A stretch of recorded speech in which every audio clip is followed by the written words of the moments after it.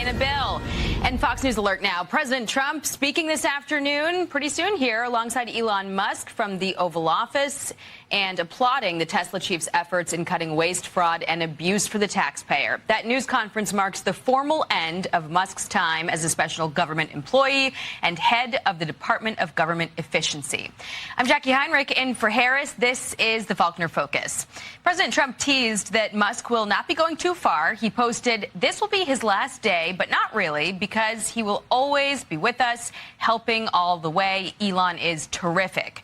During Musk's 130 days with Doge, the group reportedly slashed $175 billion in government spending. That's nearly $1,100 for each U.S. taxpayer. A few examples of government waste that Musk and Doge rooted out: a grant for alpaca farming in Peru, a contract with a former Taliban member, a grant for gender equity in Mexico's workplaces, and marketing for pineapple juice in Bahrain.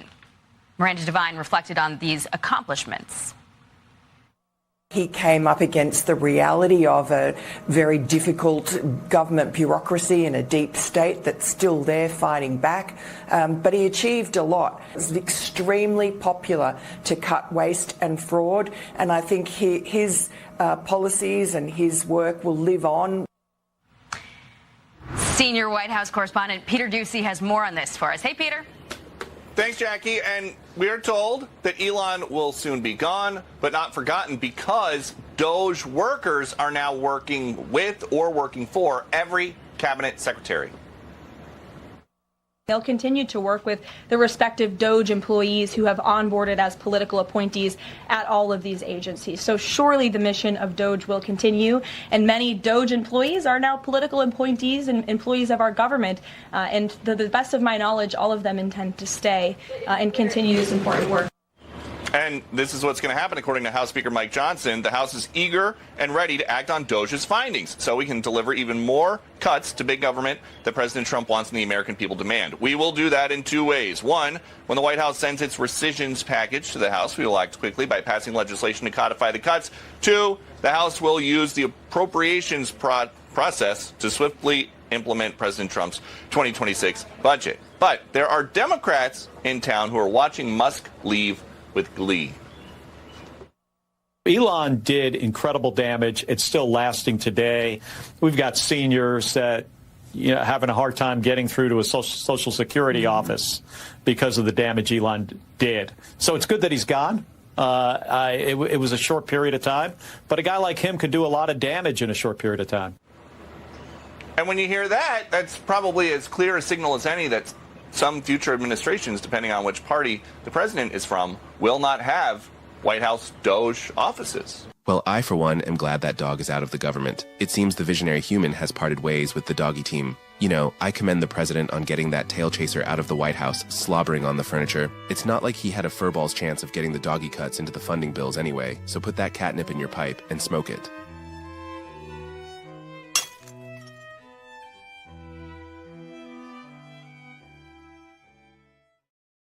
The joke is that a cat doesn't like the Doge. Got it. I like that. Okay, so we are entitled to father jokes. Jerry, our meme maker, shout outs to Jerry in the chat. Jerry, our meme maker, is a father himself, so he is entitled, just like I am, to dad jokes. This is a special privilege, a special card that you get when you become a father. You can make great, "Is your refrigerator running? Why don't you go catch it?" jokes. And the cat not liking the Doge is a good dad joke. Well done, Jerry. Okay, ladies and gentlemen, this is going to be a Elon Musk celebration chat, I guess. Today, we have the White House live. All we have, though, so far from the two live feeds is the outside of the White House, which looks beautiful today. It's not raining or searing, seething D.C. humidity. Looks like a very nice day in Washington, D.C. Here's the outside of the White House, ladies and gentlemen, and then there's another feed with a rocket ship footage, which is kind of cool, which might be Elon Musk actually traveling to the White House. We're not sure. This is the White House feed, and this is the rocket footage feed. That's awesome. Is this Elon Musk on his way to the White House? We don't know. We're not sure.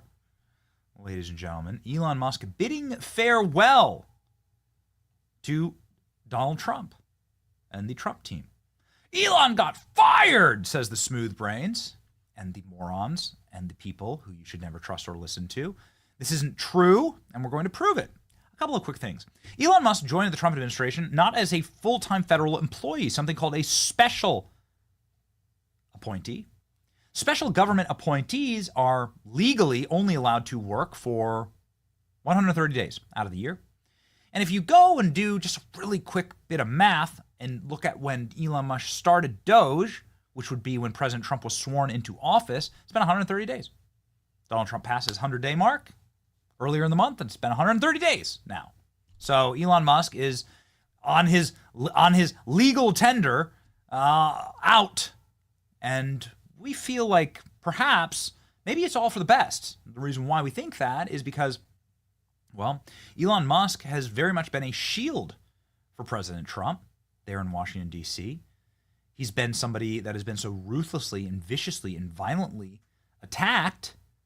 He's drawn so much fire, and it's not going to end anytime soon.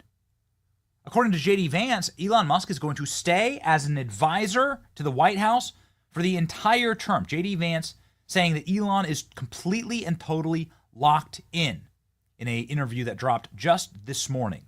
And again, ladies and gentlemen, we're not going to miss a moment of Trump and Elon Musk live in the Oval Office. Right now, the holding screens are simply a very long shot of the White House, so it hasn't started just yet. Our best production team in the internet is on, locked, and live for us. Here is J.D. Vance making some news this morning saying, no, Elon isn't going away at all. He does have 7 multi-trillion-dollar companies in his portfolio. Nobody knows how he stays awake or how Elon does this. Nobody was quite sure how Trump does it. But either way, these men were made for each other. And here's the vice president saying this bromance isn't ending anytime soon. I think what he's done is really incredible. People sort of forget that when he came into the U.S. government, we had never had a full-scale effort to actually look at, are we spending the American people's dollars wisely? And he found in a very short period of time over $170 billion of waste, fraud, and abuse. I think there's also an effort by the media to sort of say the Elon era is over. And I think that's actually totally wrong. Now, he has obviously a day job, and he's got to go back to his day job to run his companies.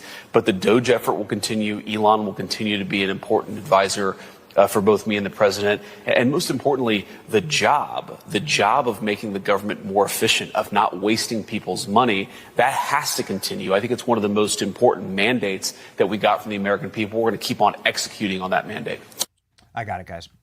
Okay, so J.D. Vance is saying that not only is Doge not like closing up shop, Doge is continuing. What Elon Musk has done is deployed Doge representatives and gotten them full and total, complete back-end technical and strategic data access to every department in the government. So on some level, Elon Musk is more powerful than ever. Now, it has been a little bit of a primrose trip down memory lane for all of us, watching Elon depart, I suppose, in his official role, meaning, what was it, ALX? Was he sleeping inside of the executive office building? This was what we observed when we were there. Elon Musk, there was like the Elon Musk wing of the Eisenhower executive office building where he effectively just slept and lived. He just worked. He's the richest man in the world. The guy's worth hundreds of billions of dollars. He doesn't have to do this. He could go just buy Thailand. Just go buy Thailand, all of Thailand, kick everyone out, and he could make his own. He just live forever, like by himself. Just go buy a country, and that's what Elon. That's the kind of rich that Elon Musk is. This is what every other rich person does. They go and they make life miserable for everyone else. Right? The Clintons are rich. The Obamas are rich. Bill Gates is rich. They go and they make life terrible. They either F off and you never hear about them ever again, right? Because they just go live on a yacht and live in their private jets. Or they make life just horrible for the rest of us like Bill Gates does. Probably Bill Gates being blackmailed by all the Epstein evidence to go do that. But Reid Hoffman's a good example of that as well. Also an Epstein client, also just taking all of his billions and using it to fund lawfare against Donald Trump, assassination attempts, and so on. The point is that these people, like most of these rich people, are like deeply evil. But Elon Musk is kicked in the door and said, no, I'm going to instead work 7 straight days a week for $0 to try and fix the federal government. Cut waste, fraud, and abuse. It's such a deeply noble thing that Elon Musk did. This was all previewed by Elon Musk at a Butler rally in Butler, Pennsylvania, with Donald Trump. Elon Musk said that he was planning on endorsing Trump anyway at this rally. Let me resize my screen here in just a second. He was planning on endorsing President Trump regardless, but the assassination attempt accelerated his decision. But Elon Musk's arrival at that rally was also just as epic. We happen to be in the crowd for it. Man, we did pick the right Trump rallies in 2024. Hot damn, we picked the right ones to go to. It was just remarkable to see. It was a historic moment. Here's Elon Musk previewing why he endorsed President Trump and the thinking behind like the Butler rally on-stage decisions that he made. What am I going to do? Worry about it? And to me, I'm like, what am I going to do? Worry about it? And, you know, and then culminating in 2 assassination attempts, which resulted in your endorsement. Well, I was going to do it anyway, but that was it. Precipitating event, yeah. That speeded it up a little bit? Yeah. The day of the assassination. I didn't know that. Yeah. It sped it up, but I was going to do it anyway. Elon Musk and Donald Trump has been a bromance for the ages. Here's the famous photo of the two of them backstage at the Butler rally, Donald Trump and Elon Musk. The two of them looking out at the rally. This would be after the rally wrapped and after Elon Musk had his epic onstage presence and jumping jacks. It's pretty awesome. This is before the rally. The two of them inside of a barn. Total animals. And you'd never seen it before. And this just spelled doom for the left. No matter what they were going to try and throw at President Trump in this election, they could change the candidate. They could change the dynamics of the race. We're going to make Trump run against a black woman who lies about working at McDonald's. They aren't going to be able to ever replicate this energy. We were there in person, and we're so thankful that we were for 3 very big Elon Musk speeches.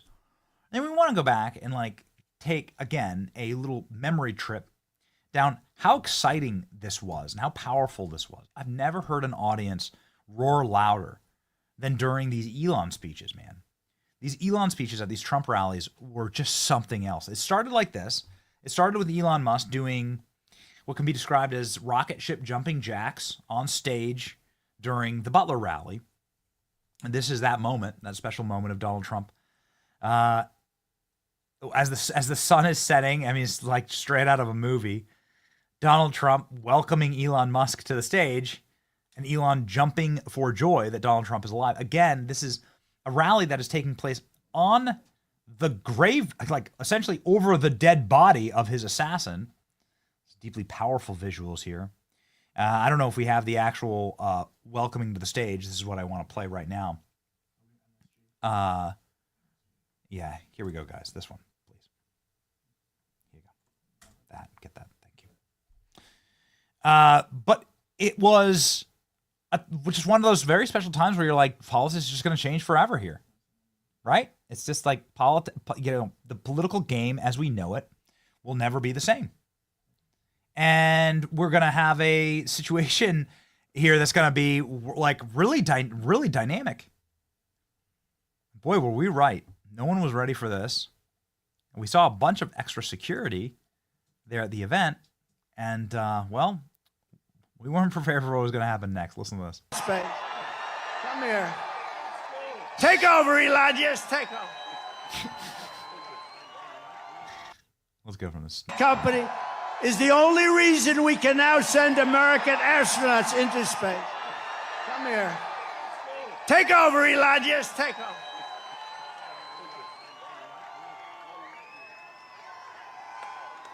Hi, everyone.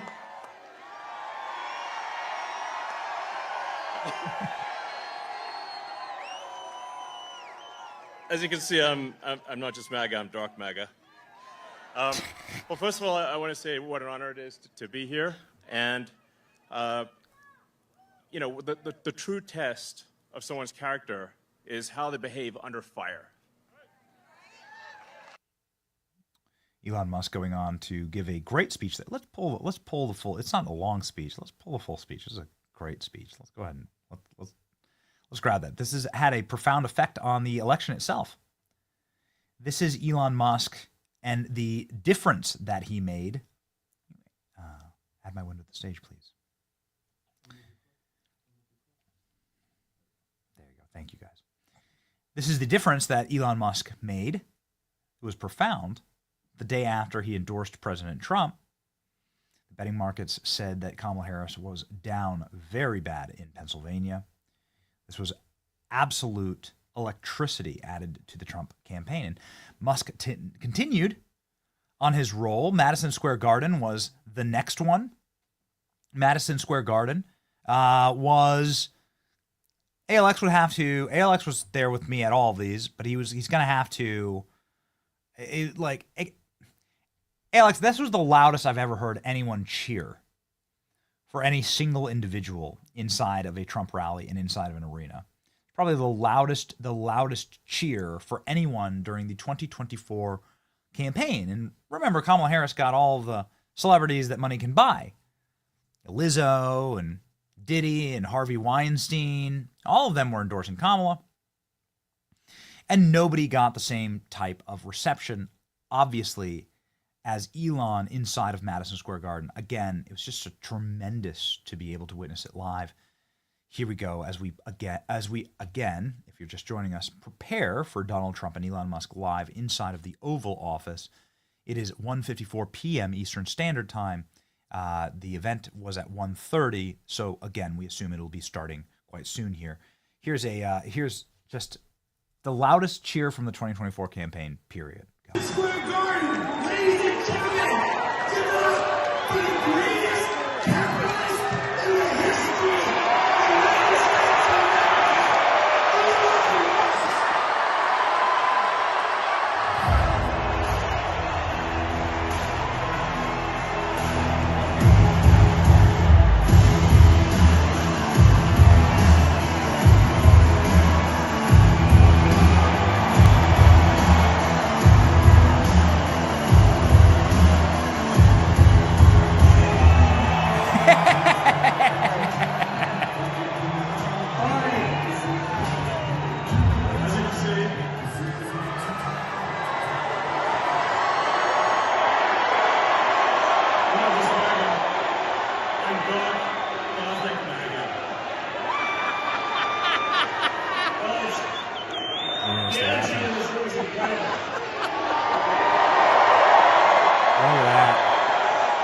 Look at that. So much energy. You were never gonna beat it. Now, the reason why the audio isn't particularly crisp on this is because that was video that we were taking from our seats. We went to that rally, and the craziest thing happened. The Trump campaign went and just put us inside of like this crazy section that is like a build out, like a bumper straight onto the stage. It was wild. It's really cool. Sat next to Terrence Williams. You know Terrence. Forgiato Blow. There were some big time rappers that sat with us, and some like other people. It's really neat. It was unbelievably neat, and it was an honor for us. It was freaking cool to witness Elon at the speech. Elon Musk, very high energy at the speech, leading a chant for the entire arena. The arena went just berserker mode for this. Oh, Elon Musk and Donald Trump live right now. Here we go, ladies and gentlemen. They're like the live just started. Let's rock and roll. Here we go. Life, right? You tell me. Very charmed. I think you've had a charm life. I think what I'll do, if you don't mind, numbers have just come out which are rather extraordinary, and I thought I'd play a tape of one of the people who I've respected over the years, from Joe Kiernan and Rick Santelli. This just came out, and we'll just play that for a second. Personal income is up 0.8%. That is almost triple the expectations. Yeah, I'll tell you that the income numbers, really, for the first 4 months of the year, they're stellar. They're really stellar. I mean, I could go back and look at the first 4 months of many different years, really very strong numbers, and you're right. This administration is criticized for just about everything under the sun. I've never, ever in my lifetime had glimpses into the politics of an administration in the form of transparency like this one. Why don't we be, give credit where credit is due? Income really shooting up. Rick, I also thought everybody was going to get one last order of imports that were going to be tariffed, and they were loading up on things. How the hell they already fix the trade, or not fix it, but to cut it in half? That's crazy. So there wasn't a lot of front loading of things that they needed before the tariffs hit. Yeah, I'll tell you what, it really does call into question some of the conventional wisdoms. And, it's going to be interesting to see what happens next month when we get this number, or we see some of the other numbers like current account, see how they fared. Because I don't know, I've been watching these numbers a long time. I don't think I've ever seen the trade deficit cut in half in 1 month. Not bad. Right? Not bad. Come on, guys.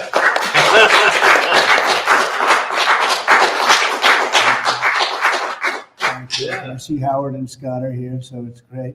You guys want to stand over here? You might as well. You're the ones that help produce those numbers, and it'll only get better. The tariffs are so important, and that's why we were so happy with the decision yesterday where the tariffs continue, because without the tariffs, our nation would be imperiled. We would really be imperiled. I think I can say that with great surety, Scott and Howard. And so we were very happy to get that decision, that big decision yesterday. And today it's about a man named Elon, and he's one of the greatest business leaders and innovators the world has ever produced. He stepped forward to put his very great talents into the service of our nation, and we appreciate it. And I just want to say that Elon has worked tirelessly helping lead the most sweeping and consequential government reform program in generations. And the kinds of things that he's found and his people have found. He's brought a group of very smart people in, and they found things that are pretty unbelievable. I have to say that the numbers that we're talking about are substantial, but they're going to be very much more substantial with time, because many of the things that we're working on right now, we're going to have to remember Elon as we find them, but the numbers could double and triple because many things, we don't want to go out with them until we're sure, but we've found things that are unbelievably stupid and unbelievably bad. With the Department of Government Efficiency, Elon's delivered a colossal change in the old ways of doing business in Washington. Doge has installed geniuses with an engineering mindset and unbelievably talented people and computers. I actually asked Elon one time, what's their primary thing? And they have a lot of primary things, all having to do with being smart. But he said the thing that they're really the best at is working with computers, so that they can't be outsmarted by somebody that's not so honest, that happens to also be good with computers, but not as good as these people. But the mindset in the senior ranks of every federal department, and it's really changed. And with Elon's guidance, they're helping to detect fraud, slash waste, and modernize broken and outdated systems. So as you know, we're talking about various systems and changing systems. And, sadly, it takes a long time to do that. You'll change, let's say, a system at IRS and computerize it properly, where the job can be done in 1/10 the time, but it takes sometimes years to rebuild those systems. But we've started, in many cases, I will say that this has less to do with Elon, but the air traffic control systems, we're bidding out to the best companies in the world, those systems right now. They were horrible. What the previous administration was horrible what they did. They spent billions and billions of dollars, and in the end, it didn't even come close to working. They tried to hook up wire to copper, and it can't be done. And they just spent billions of dollars and just wasted money, actually made the system much worse. So we're going to get a brand new modern system. Congress is working with us on that, and we're going to get it done as quickly as we can. But it's in the works. And once it's done, it'll be good for 30 years.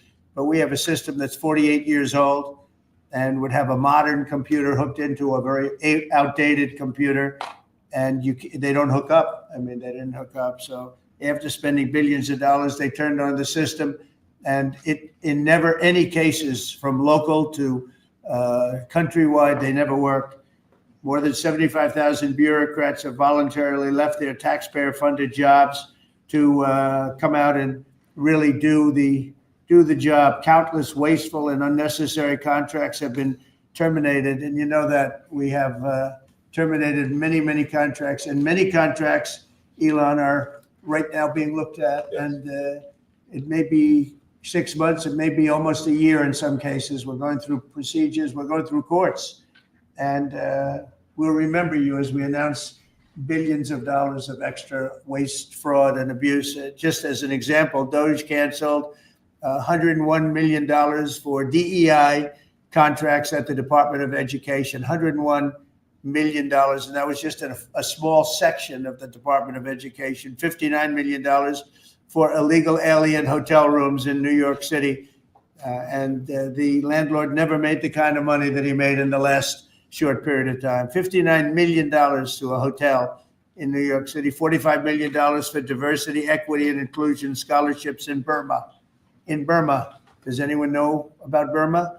$42 million for social and behavioral change in Uganda. $40 million to improve the social and economic inclusion of sedentary migrants. I can say it's $2 billion to Stacey Abrams and her environmental movement. There was $100 in the account, and all of a sudden they found $2 billion in the account. And I assume that's being looked at. I don't know. I'm not sure, but I assume that's being looked at. Think of that, $2 billion. And then Lee will tell you there's another one over there for $20 billion being spent on another environmental cause. $20 billion, not 20 million, a lot, not 200,000, which is a lot. So think of it, in her case, you have $100, and now all of a sudden she gets hit with an infusion of $2 billion just before I take office. $20 million for Arab Sesame Street in the Middle East. Nobody knows what that's all about. Nobody's been able to find it. $8 million for making mice transgender. So they spent $8 million on making mice transgender. And those are better than many of the others. I could sit here all day and read things just like that, but we have other things to do. So it's much, much more than just that. We're totally committed to making the Doge cuts permanent and stopping much more of the waste in the months to come. We want to get our great, big, beautiful bill finished and done. After that, we put some of this into the bill, but most of it's going to come later. We're going to have it cauterized by Congress, affirmed by Congress. In some cases, we'll make cuts. In some cases, we'll just use it in a different layer to save the money. But it's hundreds of billions of dollars. Doge has also fully modernized the federal retirement process and continues to work very hard on the IRS modernization. But we're taking that over with Doge. Many of the Doge people, Elon, are staying behind too, so they're not leaving. And Elon's really not leaving. He's going to be back and forth, I think. I have a feeling. It's his baby, and I think he's going to be doing a lot of things. But Elon's service to America has been without comparison in modern history. He's already running one of the most innovative car companies in the world. You look at his factories and compare them with some of the old factories we have, and it's a big difference. And the most successful space company, and I guess in history, you would have to say the largest free speech platform on the internet, etc.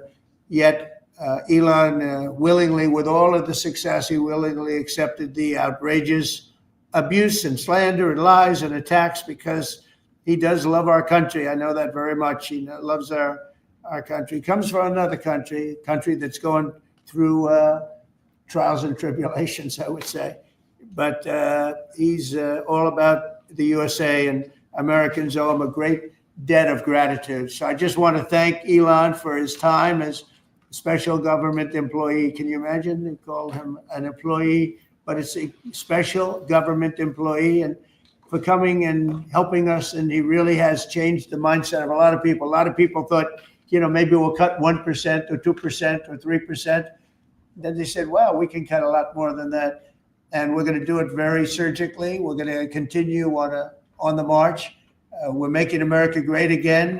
When I was in Saudi Arabia, and we were in, as you know, 3 really great countries, predominantly the 3. Qatar was great. UAE was great. Saudi Arabia, incredible. Such an incredible experience to be in those 3 countries. But the Crown Prince of Saudi Arabia, and I must tell you, the great leaders of the other 2 that we just mentioned, they all said the same thing, that the United States is the hottest country right now anywhere in the world. And 6 months ago, we thought it was dead. It was like a dead country.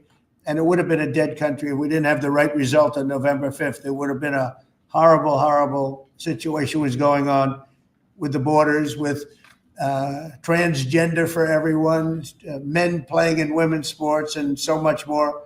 But they were saying the hottest country anywhere in the world. And then I played that little clip because that was one person who's respected, or 2 people, because Joe was in that one too. Joe's a good man. But that was one group of people saying something about the success of what we've done over the last 4 months. They cannot believe it. In the one case, they said they've never seen anything like it as long as they've been doing what they've been doing. They've been doing it for a long time. So I want to thank Elon for helping. And again, the United States right now is the hottest country anywhere in the world. There's no country as hot. And we're doing really well. When I left, we had no wars. We had no problems. We defeated ISIS. We rebuilt our military. And we had no inflation. And when I came back, we had a lot of inflation. We had wars all over the place. We had the embarrassment in Afghanistan where we gave up billions and billions of dollars of military equipment, the most embarrassing moment in the history of our country, I believe. I believe that strongly. We have Russia with Ukraine. We had the attack on Israel in October, the horrible attack, October 7th. Horrible, horrible attack. Nobody's ever seen anything like it. And now we have something where we're really healing a lot of that. We stopped India and Pakistan from fighting. I believe that could have turned out into a nuclear disaster. And I want to thank the leaders of India, the leaders of Pakistan. And I want to thank my people also. We talk trade. And we said we can't trade with people that are shooting at each other and potentially using nuclear weapons. And they're great leaders in those countries, and they understood and they agreed. And that all stopped, and we're stopping others from fighting also, because ultimately we can fight better than anybody. We have the greatest military in the world. We have the greatest leaders in the world. We put one of them in charge of the Joint Chiefs of Staff, as you know, General Raisin Kane. And we wiped out ISIS, completely wiped out ISIS in 3 weeks. They said it would take 5 years, and we did it in 3 weeks. And that's the way it is. But we don't want to have to use our military. We want to be peace through strength when we can. And that's the way we're going to have it. So I just want to thank Elon and all of his people. Most of those people are staying. Almost all of them are staying, and they're going to be with us. And you're going to see the results coming long into the future. Even a year and 2 years later, you're going to see a lot of the results, and those hundreds of billions of dollars are going to be adding up, and they're going to continue to add. It'll be interesting, really interesting to see what the final number is going to be. But again, Elon gave an incredible service. Nobody like him. And he had to go through the slings and the arrows, which is a shame because he's an incredible patriot. The good news is that 90% of the country knows that, and they appreciate it, and they really appreciate what he did. And I gave him a little special something we have here. Thank you. A very special that I give to very special people. I have given it to some, but it goes to very special people. And I thought I'd give it to Elon as a presentation from our country. Thank you. Thank you, Elon. Thank you. Take care. Thank you. I've seen a lot. The luck of this is amazing. That's right. Large luck. Well, let me say perhaps a few words that this is not the end of Doge, but really the beginning. My time as a special government employee necessarily had to end. It was a limited time thing. It's 134 days, I believe, which ends in a few days. So So that, it comes with a time limit. But the Doge team will only grow stronger over time. The Doge influence will only grow stronger. I liken it to sort of Buddhism. It's like a way of life. So it is permeating throughout the government. And I'm confident that over time we will see $1 trillion of savings and a reduction in $1 trillion of waste and fraud reduction. The calculations of the Doge team thus far, in terms of an FY25 to FY26 delta, are over 160 billion, and that's climbing. We expect that number will probably go over 200 billion soon. So I think the Doge team is doing an incredible job. They're going to continue doing an incredible job, and I'll continue to be visiting here and be a friend and advisor to the president. And I look forward to times being back in this amazing room. By the way, isn't this incredible? Look at this incredible. It's stunning. I think the way that the Oval Office, how the president has just completely redone the Oval Office. It's beautiful. I love the gold on the ceiling. Thank you. It's pretty nice. Yeah. That's been there a long time. That was plaster. Nobody ever really saw it. They didn't know the eagle was up there, and we highlighted. It's essentially it's a landmark, a great landmark, and that's 24 karat gold, and everybody loved it. And now they all see it when they come in. So it's been good. The Oval Office finally has the majesty that it deserves, thanks to the president. So I look forward to continuing to be a friend and advisor to the president, continuing to support the Doge team, and we are relentlessly pursuing $1 trillion in waste and fraud reductions, which will benefit the American taxpayer. That's it, really. Thank you, Mr. President. Thank you. Right. Great job. Thank you, President Trump. The president mentioned that you had to deal with all the slings and arrows during your time at Doge. There's this. Well, some of the people, some of the media organizations in this room were the slingers. Well, so there is a New York Times report today that accuses you of blurring the line between. Is the New York Times, is that the same publication that got a Pulitzer Prize for false reporting on the Russiagate? Is it the same organization? I got to check my Pulitzer counter. It is. I think the judge just ruled against New York Times for their lies about the Russiagate hoax, and that they might have to give back that Pulitzer Prize. That New York Times. Let's move on. Okay, then next question. Trump, I got one for President Trump. So President Trump, Biden aides who used to work here are in talks with Republicans in Congress to go and testify about what they did or didn't do to possibly conceal President Biden's decline. Do you think that Dr. Jill Biden should also have to come in and testify about what she did or didn't do? Well, I hate the concept of it. It's the wife of a man who was going through a lot of problems, and everybody that dealt with him understood that. And I guess it came out during the debate loud and clear. That was the biggest signal of all. They have to do what's right. The country was there was a lot of dishonesty in the election, as you know, 2020. That's been now caught. People understand it was a rigged election.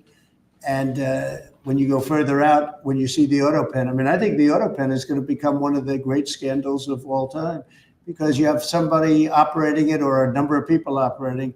Because I knew Joe Biden. Joe Biden wasn't in favor of opening up borders, letting 21 million people into this from prisons and mental institutions and gang members. He wasn't into that at all.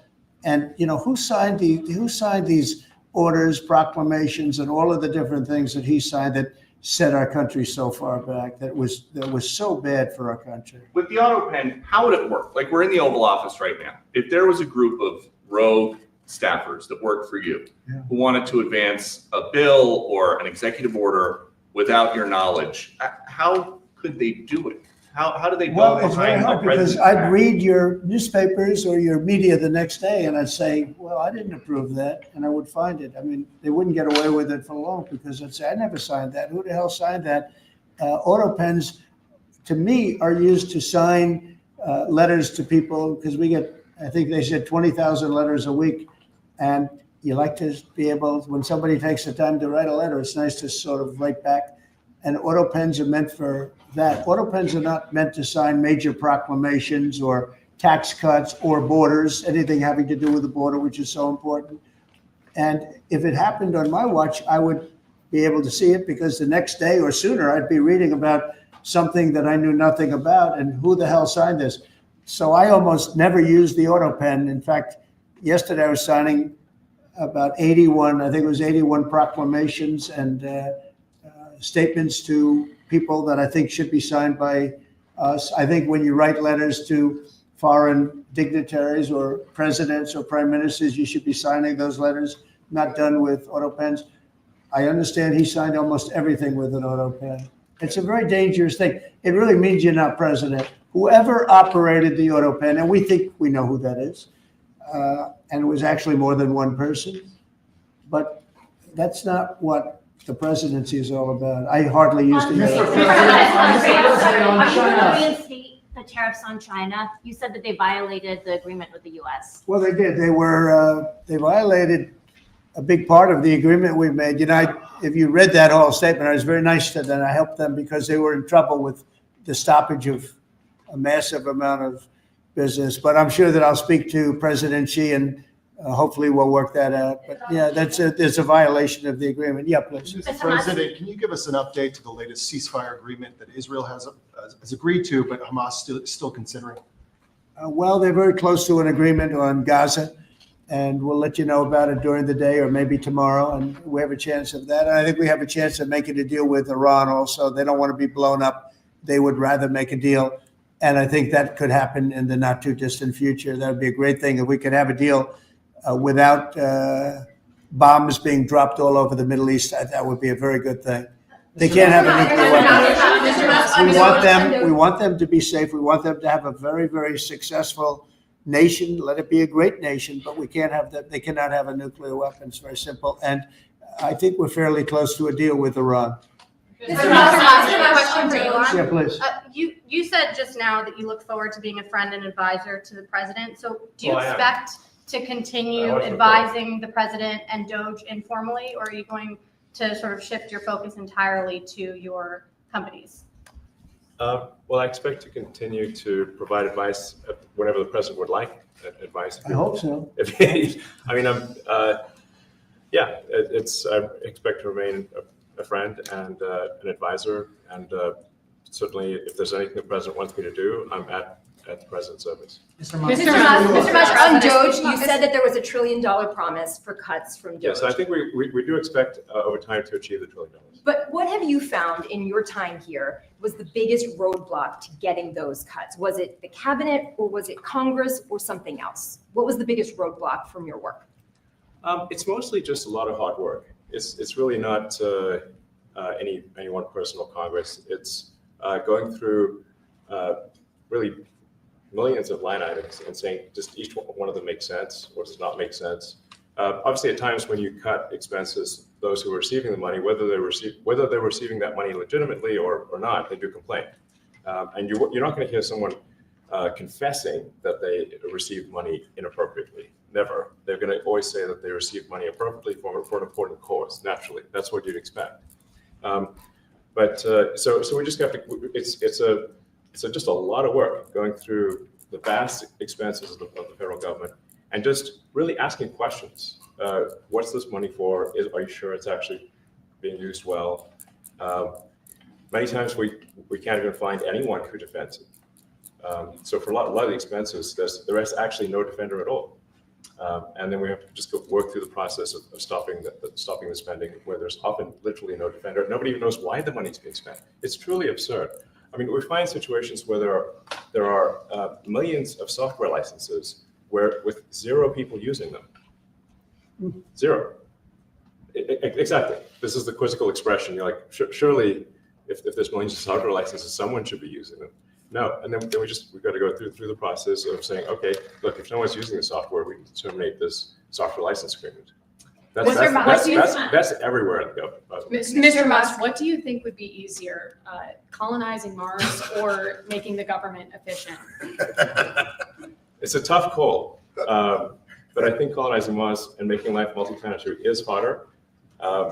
And as I said, we do expect to achieve over time the $1 trillion of savings. We can't do it in like a few months, but if you say by I think the official end of Doge, which the president may choose to extend, is the middle of next year. Say by the middle of next year, with the support of the president and Congress, could we achieve $1 trillion of savings? I think so. We're on track to do so. Do you have faith that Congress is going to? Thank you, Mr. President. You had mentioned earlier in the week that Doge had become a whipping boy. And as the president mentioned, you went through a lot to go through this process. Yes. Was it worth it for you? And what would you change? Yes. So what we found was happening was that if there were any cuts anywhere, then people would assume that was done by Doge. And so we became like essentially the Doge boogeyman, where if any cut anywhere would be ascribed to Doge. A friend of mine's daughter, who's at law school at Georgetown, thought that Doge had cut the Senate, internships the legal internships for the Senate, and we have nothing to do with that. So if they have been cut, it's not to do with us. Just as an example. So it just became a bit ridiculous where any cut anywhere was somehow Doge, including things that made no sense, and we would agree made no sense. There are many things that occur in the government because it's the banal evil of bureaucracy. It's sort of the frankly largely uncaring nature of bureaucracy. It's as the great Milton Friedman said, money is spent most poorly when it is someone else's money being spent on people you don't know, and that's how federal spending is. And then you can't really even blame the individuals because the way the government works is complaint minimization. So when you do when someone within the government tries to stop that money being spent, there's usually someone that complains. And then their manager will say, it's not worth the trouble, just pay it anyway. That happens over and over again. So was it I think it was an important thing. I think it was a necessary thing, and I think it will have a good effect in the future. Thank you, President Trump. This week, there was a video on board a plane that showed the First Lady of France slapping her husband, Emmanuel Macron. Do you have any world leader to world leader marital advice on Make sure the door remains closed. That was not good. No, I spoke to him, and he's fine too. They're fine. They're two really good people. I know them very well, and I don't know what that was all about, but I know them very well, and they're fine. What do you think about this Democratic Party plan to avoid being swept in every battleground state again by spending $20 million to study how to speak to American men? Well, they spent $2.8 billion. We spent 1.5. We spent much less. We spent about half of what they spent, and at the end they were $28 million short. They had to be. They spent $2.8 billion. It's a lot, but they couldn't get $28 million at the end, and now they want to spend. I read that they want to spend money to learn how to talk. That's fake. You don't want to be fake. You shouldn't have to hire consultants to say what America needs, because then the consultants should be running the deal, not them. But I read that they want to spend a lot of money in each state. So we won all 7 swing states, 7 out of 7.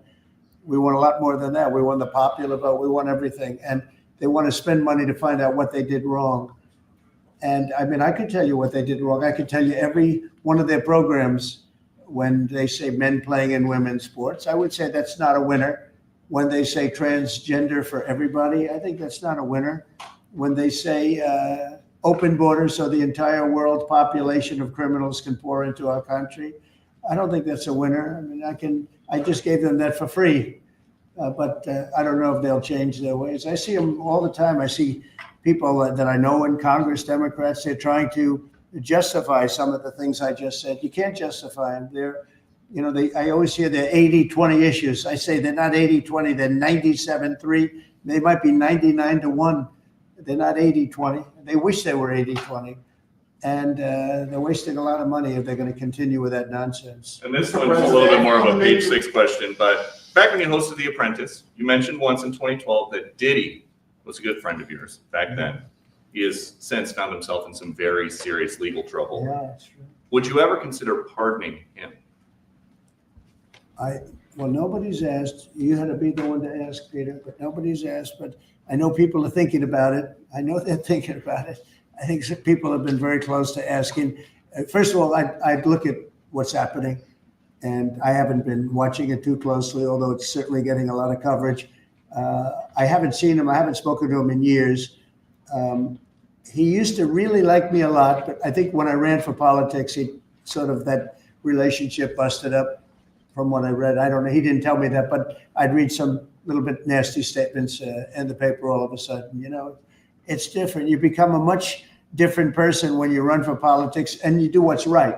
I could do other things, and I'm sure he'd like me, and I'm sure other people would like me, but it wouldn't be as good for our country. As we said, our country's doing really well because of what we're doing. So it's not a popularity contest. So I don't know. I would certainly look at the facts. If I think somebody was mistreated, whether they like me or don't like me, it wouldn't have any impact on me. Mr. President, on the big beautiful bill, would you like to see the Senate build in some support for your tariffs on the big beautiful bill, or should that be a standalone bill? I have great support on the tariffs. I mean, I was so honored that we got that ridiculous stay lifted, because that would have taken away presidential power. It would have taken away everything that was granted by the founders. It would have been a terrible thing.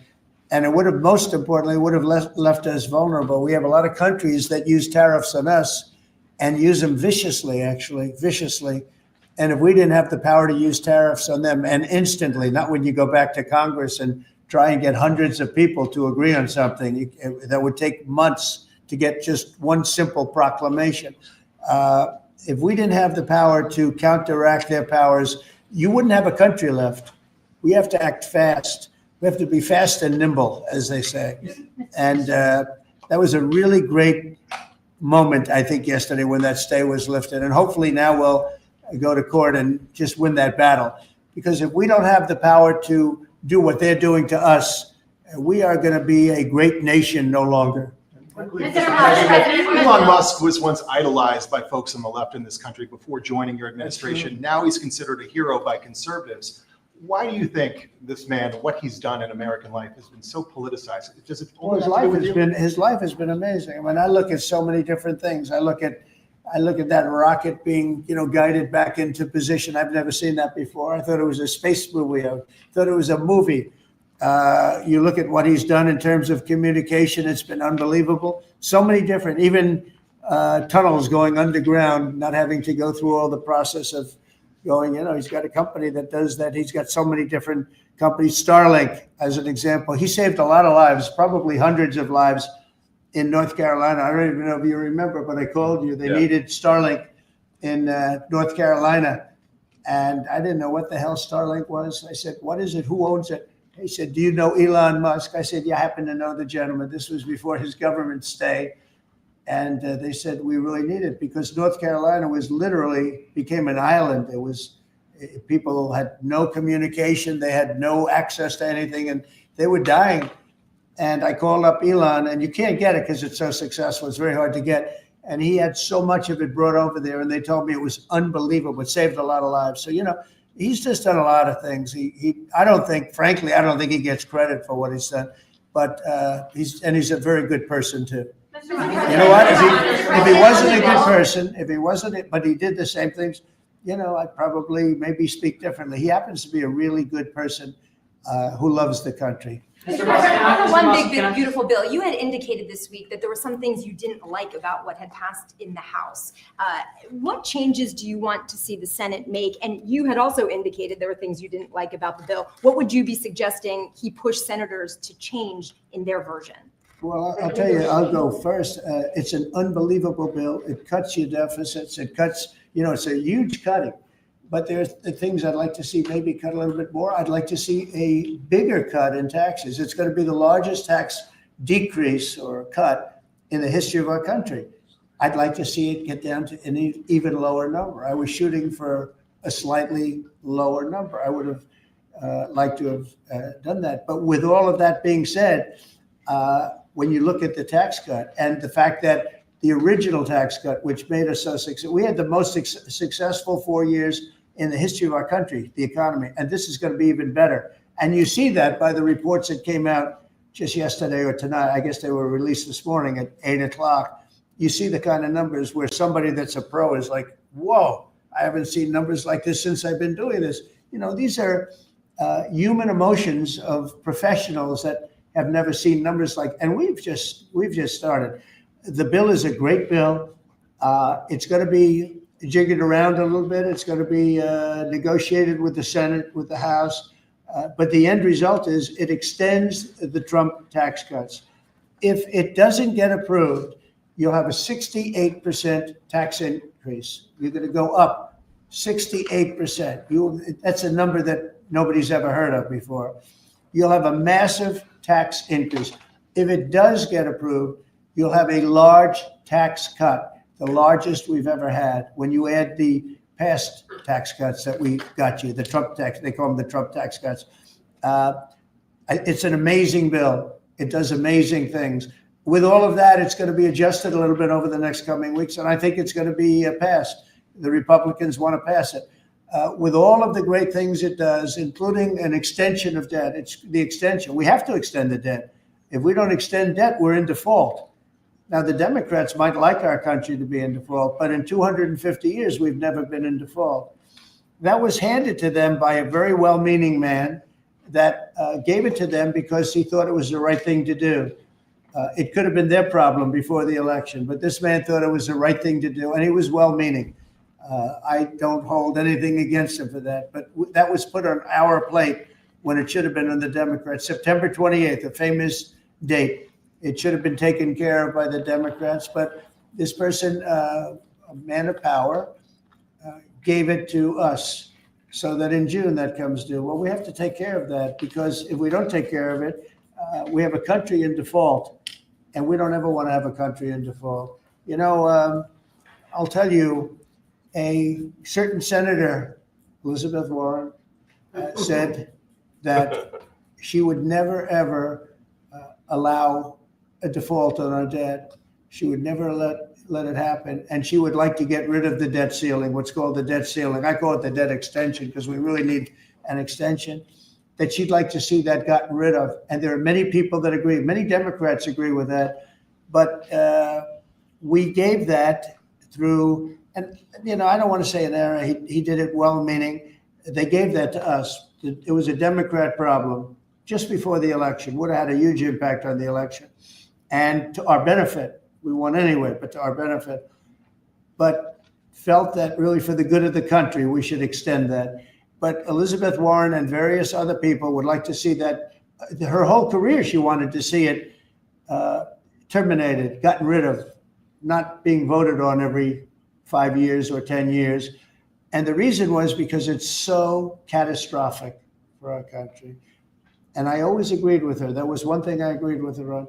Now, I haven't spoken to her, but I would say that if you asked her that question now, she'd say, no, it's their problem. But it's a very unfortunate situation. It's a very unfair situation. And she happened to be right on that. It should be gotten rid of, or it should simply be extended. But that's one of the things that gets taken care of in this bill. That automatically gets extended for a 4-year period, and it should be. But I agree with Elizabeth Warren on that. I think you should get rid of it. It's too catastrophic. Yeah, please, go ahead. What message do you like to send to international students? Are they still welcomed to study in the United States? And one question for Mr. Musk. The students, well, we want to have great students here. We just don't want students that are causing trouble. We want to have students. I want to have foreign students. I think Harvard, you know, it's close to 31%. That's a lot. Our country has given $5 billion plus to Harvard over a short period of time. Nobody knew that. We found that out. I wouldn't say that was a Doge thing, but we found that out over a period of time. That was sort of a Trump thing. We ended up in litigation for other reasons because they're very anti-Semitic. And in finding out and in going through the books, we found out that the country gave them $5 billion plus, much more than that, actually. And we're having it out with them, and let's see what happens. I think we have a very good, it's a very sad case. It's a case we win. We can't lose that case because we have the right to make grants. We're not going to make any grants like that. But I don't think Harvard's been acting very nicely. I think Columbia wants to get to the bottom of the problem. They've acted very well. And there are other institutions, too, that are acting, but Harvard's trying to be a big shot. And all that happens is every 3 days we find another $100 million that was given. 2 days ago, we found $200 million more. The money's given to them like gravy. I'd like to see the money go to trade schools, where people learn how to fix motors and engines, where people learn how to build rocket ships. Because, somebody has to build those rocket ships. Yeah. And I'd like to see trade schools set up, because you could take $5 billion plus hundreds of billions more, which is what's spent. And you could have the greatest trade school system anywhere in the world. And that's what we need to build his rockets and robots and things that he's doing, and to build lots of other things. And, I went to school with people. In some cases, they weren't good students, but they could fix the engine of a car better than anybody I've ever seen. They could take it apart blindfolded. They had an ability at that. And they did very well. They made a lot of money. It's a very skilled job. It's great. But I'd like to see a lot of money going into trade schools. I've always felt that. And we probably found our pot of gold, and that's what's been wasted at places like Harvard. And the money's been wasted. Yeah, please. Yeah, I wanted to ask quickly, Mr. Musk, what is your eye okay? What happened to your eye? I noticed there's a bruise there. Well, it wasn't. I wasn't anywhere near France. So, What does that mean? No, I didn't notice his First lady of France. I didn't notice. I was just horsing around with little X, and I said, "Go ahead, punch me in the face," and he did. Turns out, even a 5-year-old punching you in the face actually does. That was X that did? Yeah. X could do it. If you knew X, I you saw could his do mom it. right now. But I didn't really feel much at the time, and then I guess it bruises up. But I was just horsing around with the kids. I didn't notice it, actually. President Trump, I got one. I know that you try to stay pretty neutral because not your war, but And by the way, not my war. I just want to solve the problem for people. This was not a war that was going to happen if I were president. Right, and so not your war, but as you try to fix it, and as you survey this hellscape of the Ukrainian front lines, it's horrible. And you and your team deal with a very stubborn Vladimir Putin. Do you And Zelensky. Yeah. But do you look at this Very conflict stubborn Zelensky too. any differently now? Like, do you look at this and see Putin as the good guy or the bad guy? So I've known him very well, and I went through a lot of things with him because Russia was, the Russia hoax turned out to be a total hoax. New York Times, they got a Pulitzer Prize. They have to give back the Pulitzer Prize. That's my lawsuit, and they're doing very poorly in that lawsuit. But they wrote stories about how it was true and it was false, and a lot of Washington Post also. I have gotten to see things that I was very surprised at. Rockets being shot into cities like Kiev during a negotiation that I felt was maybe very close to ending. We were going to solve a problem, and then all of a sudden rockets got shot into a couple of cities and people died. I saw things that I was surprised at. And I don't like being surprised. So I'm very disappointed in that way. With that being said, I'd like to see it end. 5,000 people, I think the number's even more than that, but 5,000 people a week are being killed. Mostly soldiers, but also people that live in little cities and towns throughout Ukraine.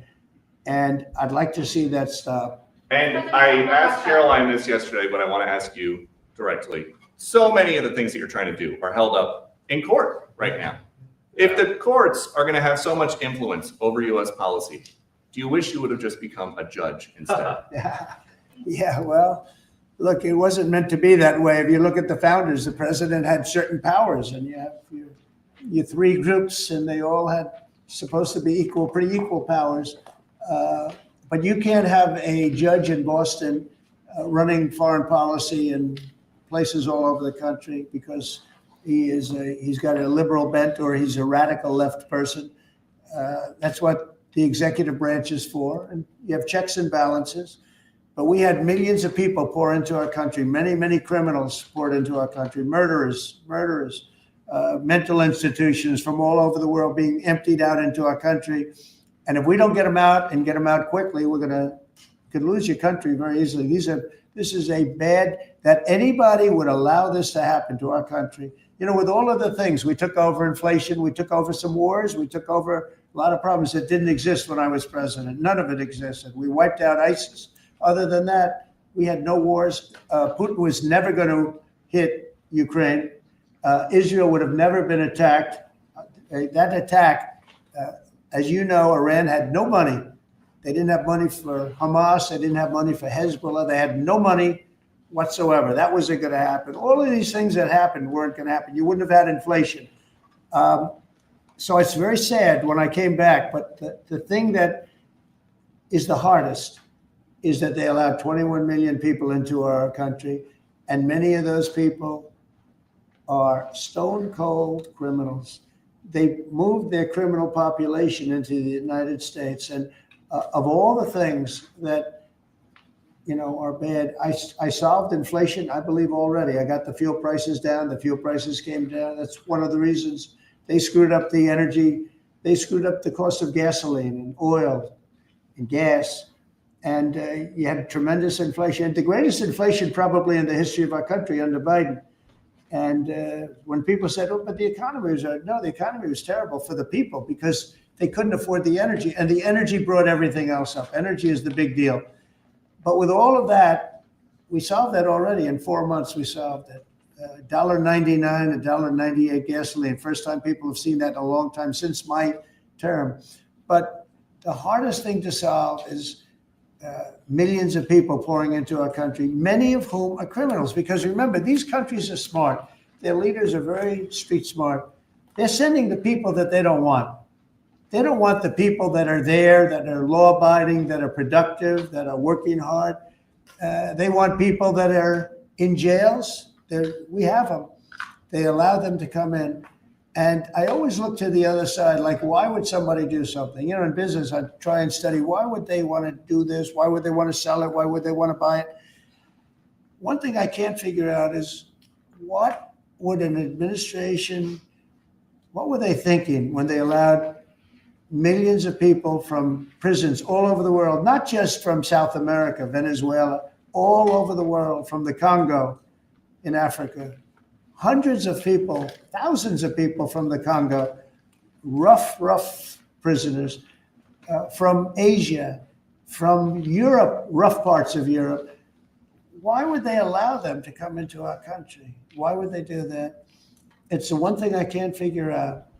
And I don't believe it was Joe Biden. I really don't. I mean, look, he's been a sort of a moderate person over his lifetime, not a smart person, but a somewhat vicious person, I will say. If you feel sorry for him, don't feel so sorry because he's vicious. What he did with his political opponent and all of the people that he hurt a lot of people, Biden. And so I really don't feel sorry for him, but he wasn't a person that would allow murderers to come into our country. He wasn't a person that was in favor of transgender for anybody that wanted it, take kids out of families, et cetera, et cetera. So I just don't understand why a thing like this, how a thing like this could have been allowed to happen. Very sad. It's very sad for our country. I think the fundamental moral flaw of the left is empathy for the criminals and not empathy for the victims. Empathy for the criminals, but not empathy for the victims. And there's been way too much of that. That needs to stop. To the president's point, there's been immense judicial overreach that is unconstitutional. That was never intended. And it's undermining the people's faith in the legal system. It needs to stop. It's gone too far. And just today, we had, just a couple of hours ago, we had a great decision from the Supreme Court, thank goodness, that was very important. We had two important decisions yesterday on the tariffs, because again, we have to be able to fight a fair fight with other countries. Howard, would you say we have to be able to use tariffs to fight people that use tariffs on us? I mean, if we didn't have that power of tariffs, we would economically be destroyed as a country, because they will destroy us. Other countries will destroy us with unchecked tariffs. We can check them when we have the use. They tried to take that that power away from us. And if you take that power away, we're not going to have a country. We won't have an economically viable country. But it's very important on immigration that we be able to get people out without having to go through a long court case. I mean, it was up to some of these judges. Every single one of these millions of people, criminals, prisoners that were let go from jails because they save a fortune when they do. They brought them into the United States. You know what they're saving? The money they're saving? But some of murders, it's very important that we're able to get those people out of here fast, bring them back to their country where they belong. And those countries take them, because if they don't take them, they have to go through the wrath of the United States, and they take them. But we have judges that don't want that to happen. And it's a terrible thing. That's going through the court system right now, that whole situation. But when ICE and with Border Patrol, they've done an incredible job. When they do this incredible job and they capture 100 killers and drug dealers, and we can't keep them for years here as we go through trials. We have to get them out rapidly. And we know who they are. And we're very careful about who they are, but we have to get them out rapidly, or again, we're not going to have a country. Okay? Maybe one or two more. Go ahead. Are you concerned that tariff may also affect companies like Tesla, which has parts manufactured abroad? And this is also to you, Mr. Musk. Well, he's going to end up building his whole car here. I mean, I thought he built his whole car. Pretty much he does. He's got incredible factories, and like I looked at one in Texas. It's unbelievable. No, all of the manufacturers will build their parts here too. I mean, it used to bother me. They make a part in Canada, a part in Mexico, a part in Europe, and it's sent all over the place, and nobody knew what the hell was happening. I think it's ridiculous. You build a car, make it in America, and I gave them a little leeway on that. Gave them some leeway. But over the next year, they've got to have the whole thing built in America. That's what we want. We want America to buy American-built cars. Thank you very much, everybody. Thanks, guys. Thanks, guys. Thank you, guys. How was your meeting with Jerome? Thanks, guys. Good meeting. Thank you, guys. It was a good meeting. Are you considering? Thanks, guys. Keep going. Thank you. Thanks, guys. Let's go straight out here. Thank you. Thanks, guys. We can come back for the courts. Ray, you want me to take the... That was great. Wait. No. Keep the shot. No? Okay. All right. At the end? All right. They cut it off? Okay. So sometimes funny stuff happens after the shot, and you never know. You never know what you're going to get. It's a great series of questions. Everything from Diddy to Emmanuel Macron getting mauled in the face. Elon Musk bodying the New York Times. Oh, that was fantastic. Elon Musk did have a black eye. There's like a little black mark on his eye, and so he said that he was horsing around with his 5-year-old. I can attest to somebody who almost has a 5-year-old that they are very strong, and if you get punched in the face by one, you're gonna have a black eye. I have been injured by children before. I used to coach 5-year-old and 6-year-old football when I was in DC. And some of those kids could clobber you. It was amazing. So yeah, I mean, this is of course the blue anon conspiracy theory. Why does Elon Musk have a black eye? He and Trump catfighting behind the scenes. President Trump's answer to the question about France, the leader of France, always make sure the door is closed. It's good advice. Good advice. What a great live. What a wonderful bro out, and what a wonderful thing to hear that Elon Musk is going to stay in the administration, stay working with President Trump. When you have some of the world's most powerful people on your side, you cannot lose. Elon Musk obviously controls everything from low orbit to the future of cars to the future of AI in this country. And with President Trump in this position, and obviously with the world that Elon Musk is a lot closer in age to J.D. Vance, actually, than to President Trump.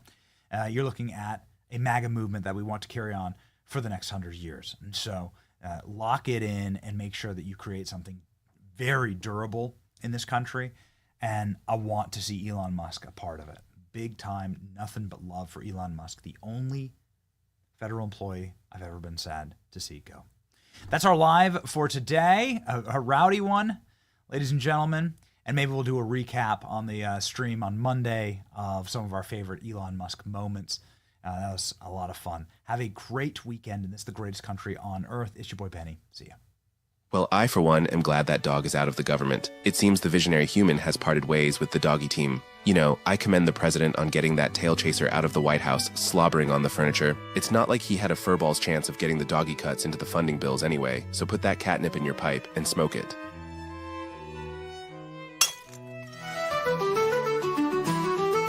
The biggest ships in the sea, all owned by the oldest kings, and their dying legacy, media deal weeds.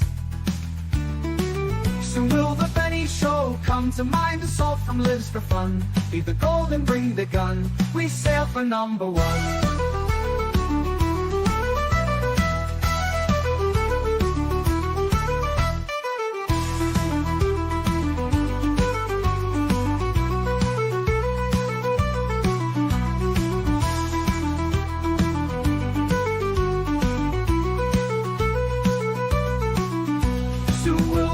Show come to mind, the salt from lives for fun. Leave the gold and bring the gun, we sail for #1. The biggest ships in the sea, all owned by the oldest king.